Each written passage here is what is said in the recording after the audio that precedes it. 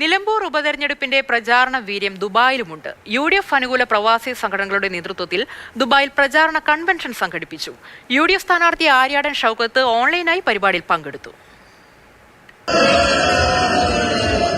നിലമ്പൂർ മണ്ഡലത്തിൽ നിന്ന് 1000-ലധികം പ്രവാസികളുണ്ട് UAE-യിൽ.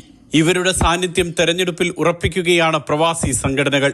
നിലമ്പൂർ മണ്ഡലം KMCC-യും ഇൻകാസ് സ്റ്റേറ്റ് കമ്മിറ്റിയും ചേർന്നാണ് ദുബായിൽ പ്രചാരണ കൺവെൻഷൻ സംഘടിപ്പിച്ചത്. വിവിധ പഞ്ചായത്തുകളിൽ നിന്നുമുള്ള പ്രവാസി സംഘടനാ പ്രവർത്തകർ കൺവെൻഷനിൽ പങ്കെടുത്തു.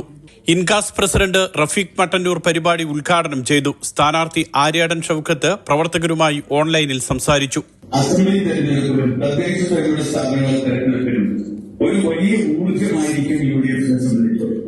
അഹമ്മദാബാദ് വിമാന ദുരന്തത്തിൽ മരിച്ചവർക്ക് ആദരാഞ്ജലി അർപ്പിച്ചുകൊണ്ടായിരുന്നു പരിപാടിയുടെ തുടക്കം. KMCC നേതാക്കളായ Abdul Salam Pari, INCAS national committee general secretary BA Nasar, നേതാക്കളായ ഷൈജു, ദിലീപ് കുമാർ, ബാബുരാജ് കാളിയത്ത്, ബഷീർ നരണിപ്പുഴ തുടങ്ങിയവർ സംസാരിച്ചു.